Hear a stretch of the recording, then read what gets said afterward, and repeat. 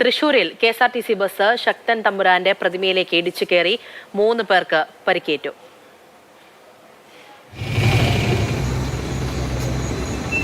MS Lishoy വിവരങ്ങളുമായി ചേരുന്നുണ്ട്. ലിഷോയി, എങ്ങനെയാണ് ഈ അപകടം ഉണ്ടാകുന്നത്?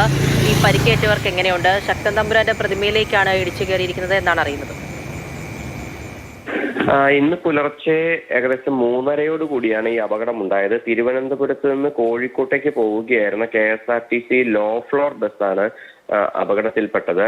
ഡ്രൈവർ ഉറങ്ങിപ്പോയതാണ് അപകടത്തിന് കാരണമെന്നാണ് പ്രാഥമിക നിഗമനം. കാരണം ഈ പ്രതിമ നിൽക്കുന്നത് ഒരു റൗണ്ട് ബോട്ടിലാണ്. അതിനുള്ളിലേക്ക് ഇടിച്ചു കയറുകയായിരുന്നു. സാധാരണഗതിയിൽ ബസ്സുകൾ അതിനെ ചുറ്റിയാണ് പോകേണ്ടത്. ശക്തൻ തമ്പുരാന്റെ പ്രതിമ ശക്തൻ ബസ് സ്റ്റാൻഡിനോട് സമീപമാണ് ഉള്ളത്.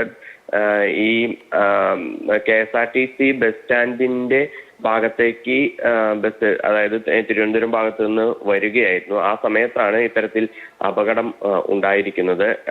ശക്തൻ തമ്പുരാന്റെ പ്രതിമയിലേക്കാണ് ഇടിച്ചു കയറിയത്. പ്രതിമ പൂർണ്ണമായും തകർന്നിട്ടുണ്ട്.